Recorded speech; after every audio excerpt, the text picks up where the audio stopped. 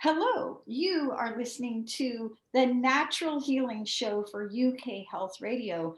I'm your host, Catherine Carrigan, medical intuitive healer and Amazon #1 best-selling author. You can find out more about me and my work at catherinecarrigan.com and unlimitedenergynow.com. While you're there, definitely sign up for my newsletter so you can learn even more about how you can heal yourself naturally. Now, our guest today is Tisha Morris. Tisha Morris is a Feng Shui master and the author of 4 books about Feng Shui. One of those books is 27 Things to Feng Shui Your Home, also Mind Body Home, Clutter Intervention, Decorating with the Elements of Feng Shui.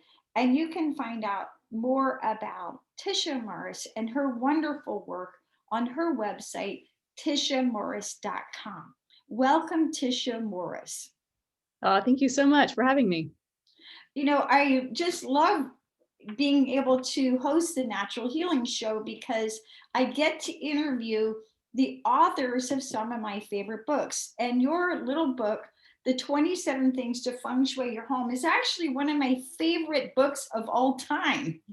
So, as an author, it's really important that you really appreciate that your work, has had profound impact. Because when was that book published? It was a while ago. It was a while ago. It was 2010. It was my first book, and you never forget your first. It's my love, my first love. It's an awesome book. Now, Tisha Morris, you are a Feng Shui master. What exactly is Feng Shui? Well, Feng Shui has a very deep history. It started thousands and thousands of years ago before we had homes that looked anything like our homes now, especially in the West and our Western world. But it translates to wind, water, and only reason I mention that because it gives some clues of what it really means. And it was really first used to find where they would bury, where they would have burial sites. So they would look to the land to see how the wind and water would shape the land and to find these auspicious places for burial sites. And then it was eventually used to locate auspicious sites for their home or palaces in this case, because it was only used by the elites. They were considered doctors. And the information was passed down orally. It was never written down. So it has a very deep history. It was only in the late 1900s or in the 20th century that was brought into our homes and actually used inside the home the way that we think of Feng Shui being used today. And so I only bring up that very quick history to give context to the fact that our lives are constantly changing and therefore our use of Feng Shui is constantly changing. And so I like to take a more modern approach to Feng Shui, and by modern, I mean practical, and how we can use it in our homes. And really the way I think of Feng Shui is really loving your home. And by loving, that means not only aesthetically, but functionally as well. We've had to, our lives have changed dramatically just in this last year of how we use our homes. And therefore, Feng Shui needs to evolve, is in constant evolution to fit and to really bridge that gap between us and nature is really what Feng Shui is, and to optimize the energy in our home so that we can attract beneficial energies into our life. It's a long answer. Great answer. Now, Tisha Morris, many classical Feng Shui experts use a compass to find the directions to read the energy in a home.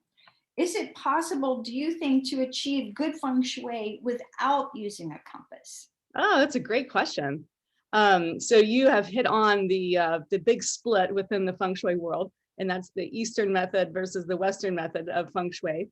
And the compass, the classical method uses the compass, whereas the more westernized version doesn't use the compass. And so that, both methods have value. One is more earth-centric and one is more human-centric.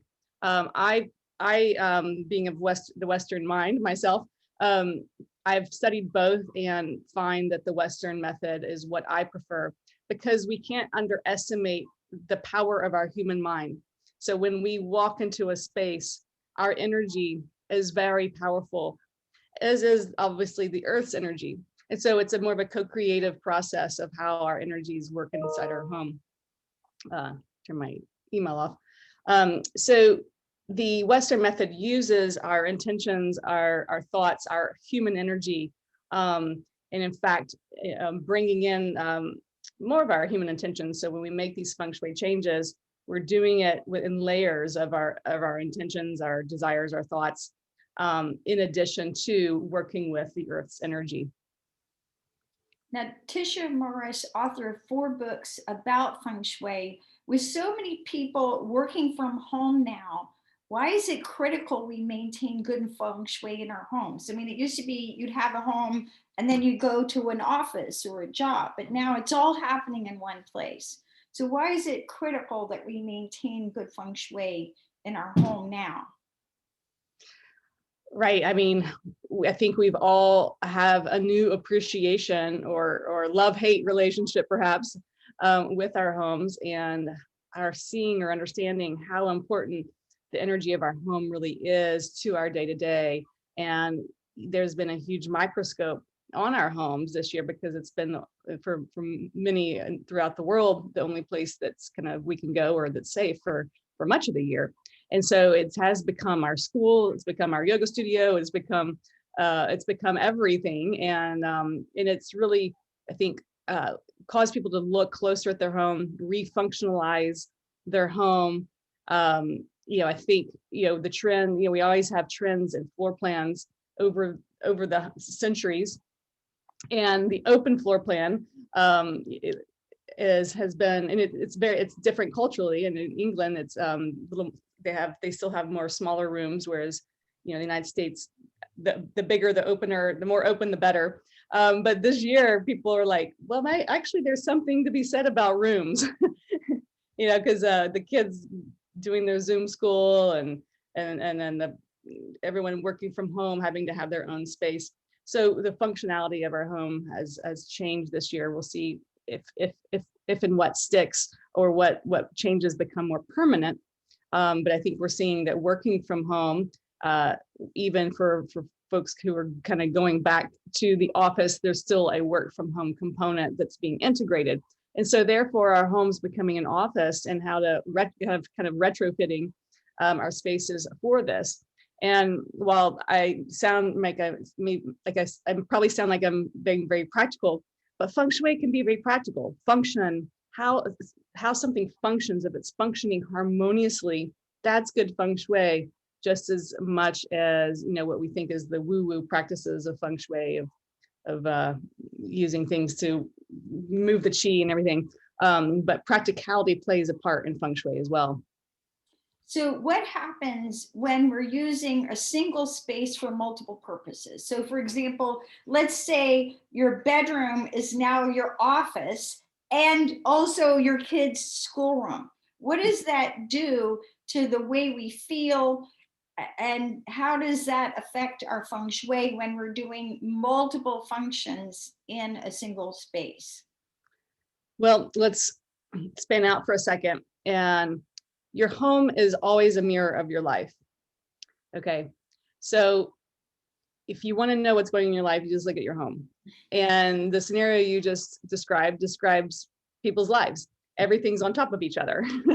Your relationship, your kids, everything is very immersed, and you can't get away from it. and so you can look at how even with the offices in the bedroom, then that tells you that work is kind of encroaching onto your relationship, which most likely it is. I mean, the kids are working in the a room that's perhaps or usually a different function, and that is a mirror for what's actually happening. It's a very literal mirror. And so what it does to our energy, well, you can feel it. It feels probably everyone, if you're in that situation, it probably feels like the walls are coming in on you and you want to run and escape. And that's exactly how the energy is. And so I think everyone's just trying to do what they kind of band-aid their way through this year, until things kind of the walls start to open back up and extend beyond our four walls, back into other spaces. But until then, we are living on top of each other, and it feels that way, and that's exactly what's happening. It's hard to separate our energies from our household members that were already pretty enmeshed to begin with. Now, Tisha Morris, for our audience, can you explain what is the Bhagwa and what does it tell about the different areas of our life? Yeah, great question. So the Bhagwa map is a tool used, a very common tool used in Feng Shui, and both methods, the classical and the Western version, use the Bhagwa. Although in classical method it's called the Pakwa, and it looks like an octagon. In the Western version, it's a rectangle, and the squares are all the same, and the origins of it are the same. The origins are from the I Ching, which is considered the oldest book ever in existence, arguably. And so these 9 squares, so it kind of looks like a tic-tac-toe board for those who know the tic-tac-toe game. And so you overlay this tic-tac-toe board over your floor plan, and and the 9 squares represent 9 different areas of your life. And you can see where these areas fall within your home. And so it gives you a tool of, so if your relationship is needs some improvement, or your finances, or your health, you would look into these sections of your home, and that's where you would, so to speak, feng shui, or make changes in those areas to improve that area of your life. And so it's, I tell people you don't have to, a lot of times when people learn the Bhagwa map, they want to, they feel like they have to like upend their whole house and like change everything. But, we use a tool very specifically. And so you look to the areas of life that are challenging you currently, or that you want to, boost or improve upon, and focus on those areas of your life, as opposed to feeling like you have to change your whole house. And then that's just why Feng Shui is an ongoing practice or lifestyle, because, this year perhaps relationships is a hot button, topic for you, whereas next year it could be something completely different, and so your focus can change. And so that's why it should be used as a tool, and not something where you feel a burden or a stress to change. And for our audience, what are the 9 areas of the Bhagwa? Yeah, so in the Western version, we line the Bhagwa with how the energy comes into your house. So this is where it differs from the compass method. And so your front door is usually the front of your house for most people. And so in this scenario, I'll just assume that your front door is on the front. If it's front and center of your house, then you'll be entering into the career section, career and life purpose section of your life. And the front door is where the energy, the biggest inhale of energy that comes into your home. And so then if you go to the left, you'll hit the wisdom section, kind of like our self-actualization, or where we learn new things, such as we're doing now. And then you head up to the left side, you have your family and community section, a good place for improving family relationships. And then your back left corner of your house, so if you're standing at your front door, the very back left corner, that's your money, that's your wealth. So that's, and I'll tell you in a minute that my 3-step process to feng shui any of these areas. So the wealth corner, back left, the back center is your fame, and not necessarily your fame as in like you want to be famous necessarily, but your visibility. So that's an important section for entrepreneurs, anyone who's wanting new clients or recognition, or wants to make the New York Times bestseller list. That fame and reputation section is where to look there. And then the back right corner is your love corner. So that's the relationship hotspot right there. And then drop down from that, the right middle would be creativity and children. And that could be literal children. It could be, so for those with fertility issues or wanting more children, or if you just want to have more fun and childlike or creative projects, that would be a good section to look to. And then the bottom right is our helpful people and travel section. That's also the most spiritual. It's a good place for if you have images of deities that you worship, or ancestors, things like that. Or it also represents traveling here on Earth, or astral traveling. And then in the very center of your home is the health section. And so yeah, that's the 9 squares right there. And yeah, do you have a question?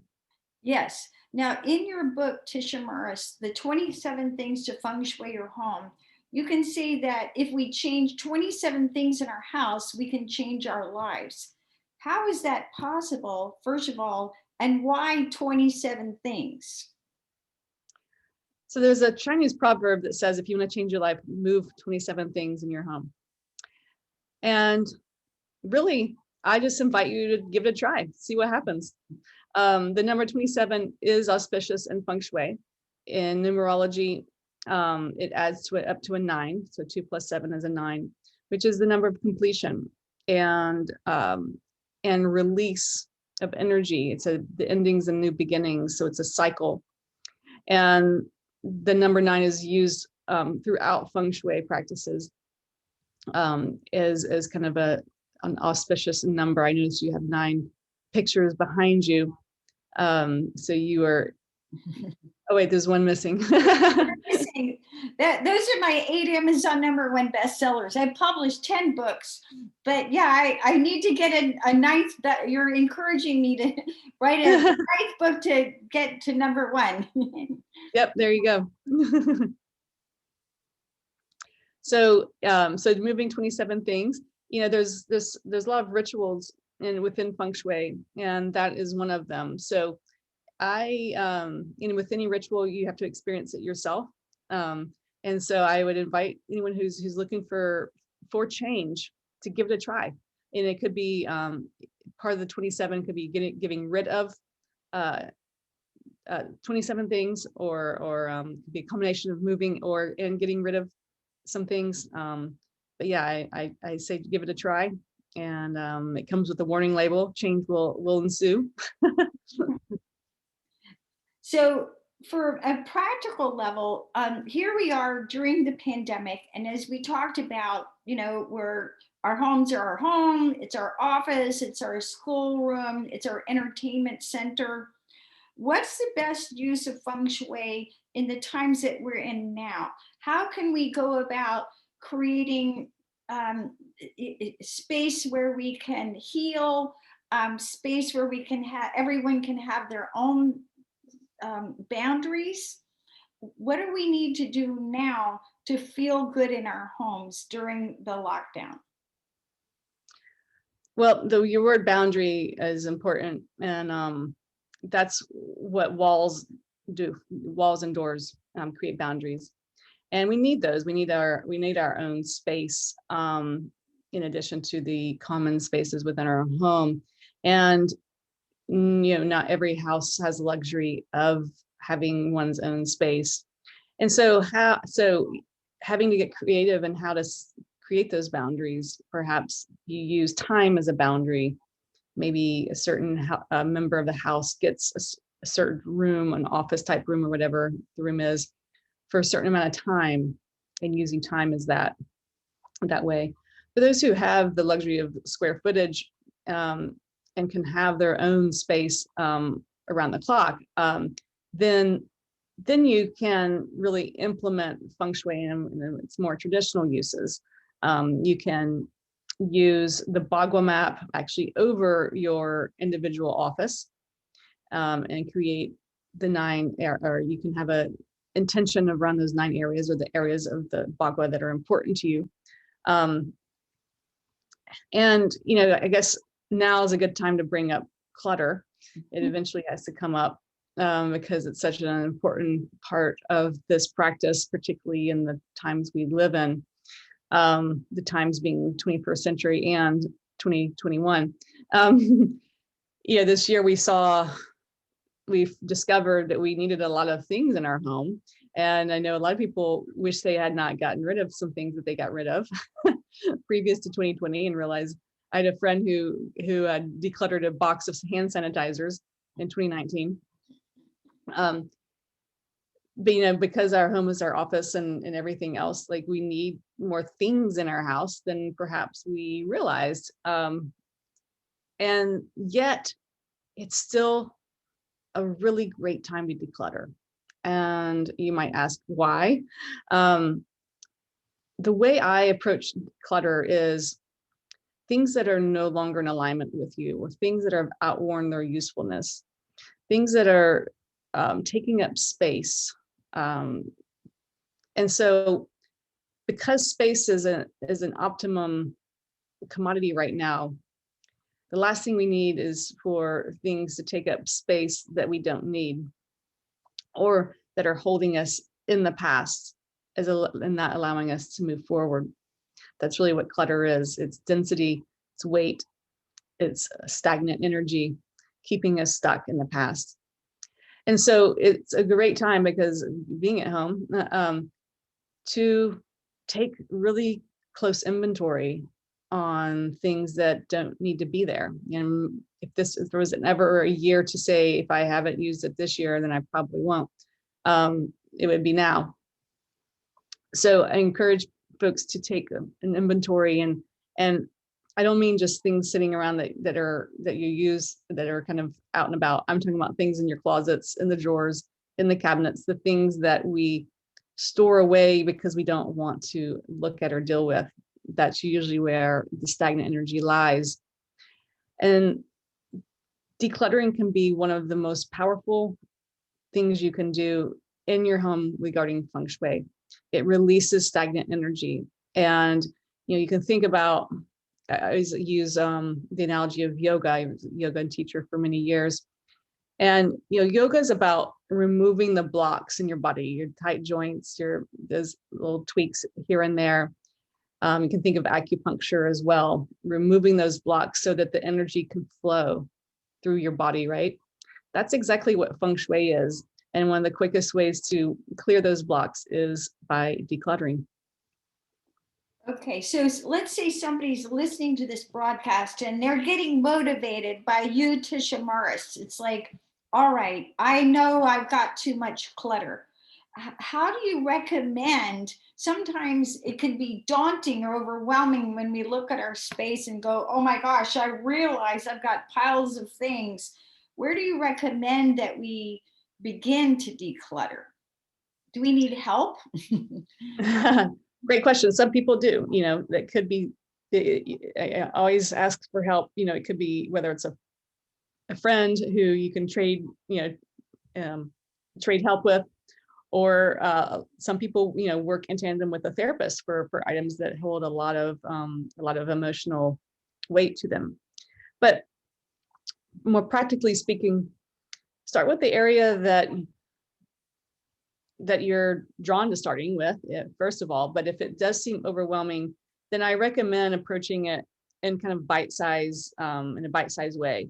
So even if it's a closet, just commit to a shelf of the closet, or one row of clothes, breaking it down into small jobs, and starting with the easier stuff, because that will help release energy, and will give you energy to keep moving forward. What tends to happen is, it's actually most people, unless it's like a hoarding situation, most people are not overwhelmed with the volume. What they're overwhelmed with is actually those little landmines of emotions that they run into, and they may not even be aware of it. So if you're cleaning out your closet and you're going along, and then all of a sudden you're like, you know what, I feel like I need to do laundry, or need to go to the grocery store. Well, most likely you've instead hit upon an item that triggered some emotions. and so I would be very conscious in the process, if and when that happens. And usually it's an item from the past that holds memories or emotions that you're not necessarily aware of. or you may be aware of, but you don't want to deal with. But I would invite you to just ask yourself questions. What is this? Who does this remind me of? Did someone give this to me? When and where did I wear it?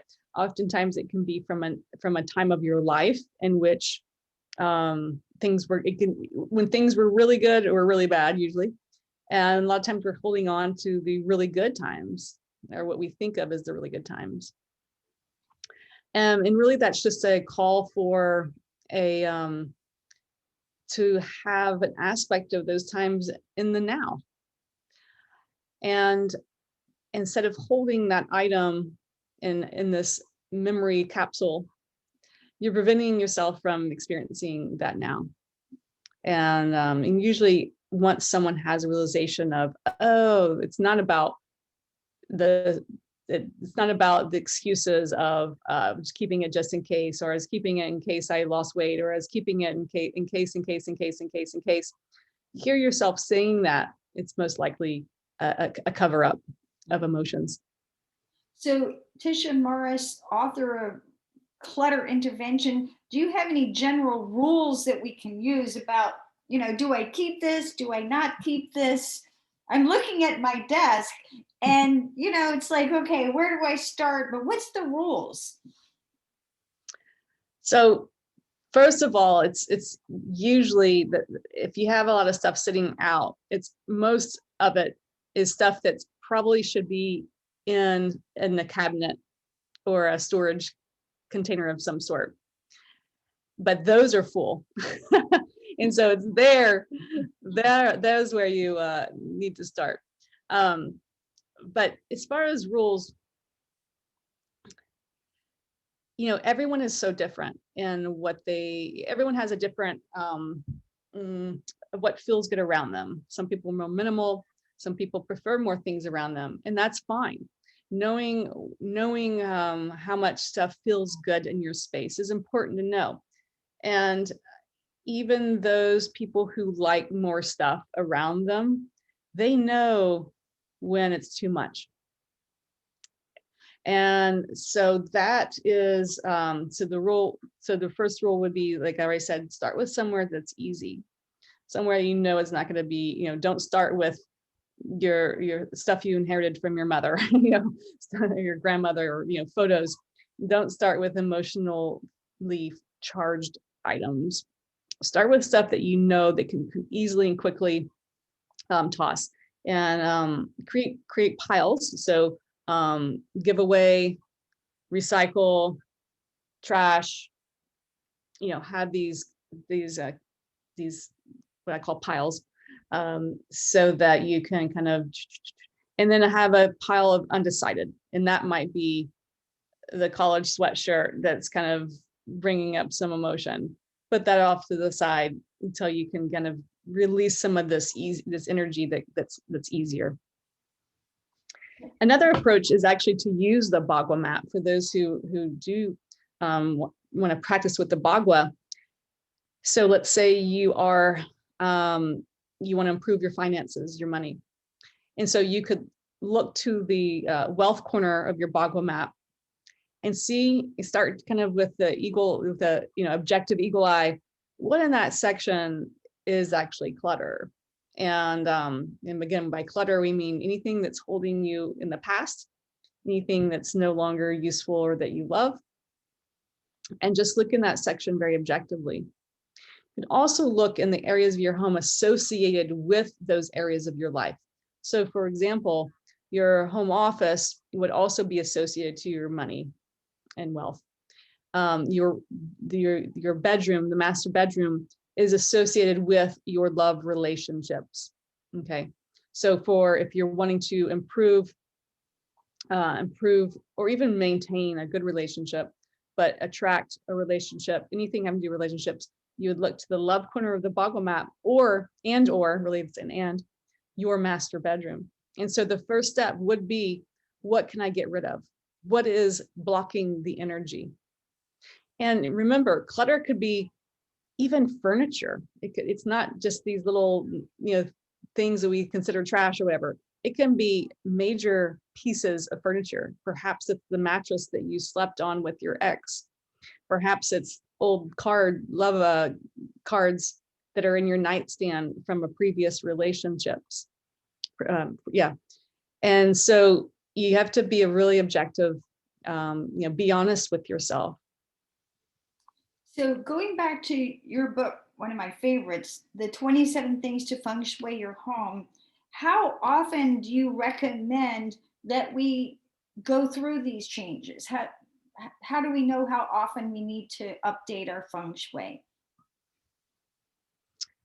Well, as far as the ritual of moving 27 things, that's when you're in a real, like, feel really stuck in life, because it will get things moving. As far as the other practices, like I was saying, I feel like feng shui is best used as a lifestyle. I hear people saying, oh, I moved into my new house and I want it feng shui. I don't really know what that means. I mean, obviously I can go in and see, like, from a floor plan standpoint and how you arrange furniture and kind of give you tips on that. But the way I approach feng shui is an ongoing practice. And so, as I was saying, as your life changes, the areas you focus on in your house will change. And so this year, health has been a big up for a lot of people, and immunity. And so for that, I've been, having people focus on their health section, which is in the very center of the home, and also the fame section, which you might not think that fame's important. It's really, that's relative, but it represents our vitality, our light, our energy. And so keeping that's our immunity. So the center of the house and the back center of the house, those areas, this year I've been encouraging people to feng shui. And so this next year, as we kind of move out of this phase and maybe relationships start to become, repairing relationships or attracting a relationship for those who've been single, that will become maybe more important. So I would approach it in that way. Where in your life do you want to make changes, as opposed to what do I need to change in my house? Now, you can approach it that way if there's areas in your house that drive you crazy. I love going to a client's house and I'll be going around and there's one room or one area that's like nothing like the rest of the house. Like something's, whether it's a clutter issue or like a style issue that's like incongruent with the rest of the house. And that tells me that this area is ripe for transformation, and whatever area that's relating in the Bhagwa to their life, that area of their life is ready to be transformed. And I get really excited about that. And so you can do that too, basically turning lemons into lemonade. Find the least favorite area of your house and make changes in it. And that will represent, even if you don't even know about the Bhagwa map or what even part of your life that represents, you don't even need to know, but know that something's getting ready to change. Now, since so many people are working from home now, what are some home office tips that you have so that people can work from home without feeling like they're working 24/7? Yeah. So again, boundaries, whether it's a wall and or time, setting I've worked from home most of my adult life. So I've already been, trained to set boundaries, even though I can definitely cheat, especially with time, letting your time run into the nighttime after work time. I think we're all kind of guilty of that now with technology. But going back to the actual space, so my 3-step process to feng shui anything is, number one, remove what you no longer need, which is decluttering. Step 2 is rearranging. And so once you've kind of gotten rid of things that don't need to be in your space, you might actually have more space to work with. And again, that could be furniture. It could be something in your office that's just taking up space that doesn't need to be there. And so then you can rearrange. There's what's called the power position in feng shui. and that's for the desk. And so you want to be sitting in the power position. That means facing out into the room, ideally a solid wall behind you to where you can see the door coming in. So setting yourself up in the power position is so important. And sometimes it takes up more space in the room, and as opposed to sitting, stuffing your desk in a corner and facing a wall. But trust me, it will pay off in spades. Your work, your work satisfaction, I've had pretty miracle stories occur from clients and my students of when they move their desk. They get job offers, they get clients, they get magical things happen when you move your desk from facing a wall to facing into the power position. So I really encourage anyone and everyone to do that. And even if you're just working just from the kitchen table, you probably naturally gravitate to the power position. Even if you go to a coffee shop, all the power positions are taken first, naturally. And obviously it's not people schooled in Feng Shui. It is where we naturally are inclined to go sit. In the restaurants, we don't like to have our back to the door or to a window. That's Feng Shui. It's the power position. And so it goes through our old fight or flight mind of feeling safe and in our power. But even if no one ever comes into your office, you still need to have that primal sense of safety and powerfulness. It will make a huge difference in your work. And then the third step is to energize. So energizing, so you've gotten rid of what you don't need, you've rearranged and placed things in a functional and powerful way. And third, what can you energize in your space? And so that is going to be individualized for each person. You could be adding a plant, adding crystals, adding, a picture, a photo of you, in a magazine, where you get some publicity cred. In your case, you have your book covers on your wall. Perfect. That's what I mean by energizing your office, having these things that represent of success. And of course, I'm in this example, we're talking about the home office. If it were your bedroom, it could be things having to do with love, positive pictures of you and your spouse, things like that. Now, so many people during this time have had massive changes to their money, whether they lost their job or they were owners of the business and their finances changed. What can people do to improve their financial situation using Feng Shui? Well, there I would look at a couple things. I mean, people's the whole job careers and jobs are changing so quickly. So the career section, which is near the front door, if your door is centered on the front of the house, so the front center of the house would be the section to look at. And again, 3-step process. What can you get rid of? Does it need to be rearranged at all? And then how can you energize it, adding items that represent the career that you want. So that would be the first place. And then the second place would be the wealth corner in the back left corner of your house. Same thing. What can I get rid of? What represents the past? Do I have old books and manuals that represent a line of work that I haven't been in 20 years? If so, it's just taking up energy and space. And then again, rearranging your desk into the power position, and then adding some well, in my case, I love crystals. I love adding crystals. Affirmations are great to add to your space. That's where adding the intention with the feng shui changes can really amp up the energy. Now, also during this time, so many people have been moving. So they've been moving from larger cities or skyrise buildings into smaller cities. When we're going to choose a new home, how can we tell whether the feng shui is right for us? Good question.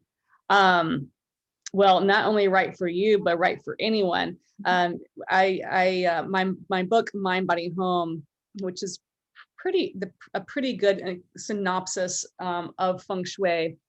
I talk a lot about recognizing the right lot, neighborhood. You on your way to seeing a house, you're looking for signs. You're looking for any red flags of stray dogs running around, dead animals. I know this sounds extreme, but we will get clues, good or bad, when we go look at a house. I had one client situation once where it was in a condo building, and the manager was letting us in, and he knocked really hard on the door several times to make sure the tenant who he'd already reserved at the time for, make sure she wasn't there. Hello, anyone here? No. So we walk in, and all of a sudden this woman storms out of the back bedroom and says, this is, what did she say? It was so literal. This is not your home. Okay. Enough said. Okay, see you, bye. So this is not your home. I mean, very literal. I've been to open houses or home viewings where there was a dead bird in the front yard. These are all signs from spirit, or it could be a rainbow. You see a rainbow all of a sudden. So look for signs. That's the most woo-woo thing I'll say all day. On a practical level, you want to, there are things to look for. This goes back to the original tenets of Feng Shui, of looking at how the wind and water shape the land. And there are some auspicious lots and some inauspicious lots. You don't want a lot that that goes down a hill, or where you're open the front door and you're facing a hill. You're going to be facing obstacles while living there, if so. Anyway, you can get real technical. I would recommend anyone who is in the house market to check out my book, Mind Body Home, and start to see things to look for. I also use numerology quite a bit in my house search. Numerology is based on the address of the home. So if you live at 123 Main Street, for example, that's 1 + 2 + 3. So that's 6. You add those up into the 6th house. And then my same Mind Body Home book, I give you the meaning of all those numbers. And I find that to be one of the strongest things I look for in house shopping, but based on what I need in a home during this next chapter. And so they all have positives and challenges, but what do you need in this time of your life? And the numerology is extremely accurate. Now, Tisha Morris, so let's say you're in a home now already. How can you tell whether or not your home has good Feng Shui? It'll tell you, do you like being there? Have you had challenges ever since you moved there? Have good things happened since you moved there? Your life will tell you. And, everyone knows as soon as you moved into a new house, your life changes in some way. Has it been good? Has it been bad? Has it been good in finances, but bad in love? Did you lose your job as soon as you moved there? Did you get sick as soon as you moved there? Did a disease that you've had for years suddenly disappear when you moved there? Your life will tell you. That's a very powerful message. And so how would you tell whether a home has bad Feng Shui? If, let's say, you're visiting a friend or visiting a home you've never seen before, how would you tell whether that home has bad Feng Shui? Well, again, how happy the homeowner is, what's going on in their life. But I can actually look at a floor plan and tell you, I can answer that question by looking at a floor plan and then tell you what's going to happen or what big themes are going to be in your life while living there, just by looking at the floor plan. That's fascinating. So how do you do that, and what do you look for? I look for, the way I do it is from years and years of experience. But I look for, number one, where the bathrooms are located. Bathrooms suck energy. Staircases do funky things. I look for, most architects aren't trained in Feng Shui, unfortunately, and they make floor plan flaws that are not Feng Shui friendly. And that's where I find most of the hiccups in Feng Shui is actually in the floor plan design from the get-go. So it's hard, it's not, there's a remedy for almost everything in Feng Shui, but some things are just a little, you have to put a lot of energy and intention to change a floor plan. And it's possible to a certain extent, but there's always going to be, that floor plan flaw is inherent in the house to a certain degree because it's in the architect's intention. It's in the blueprint. Our house has a blueprint, literally and energetically. In that blueprint, even if you were to demo that house down, that blueprint is still there. So unless an energy worker does some major metaphysical work on that blueprint.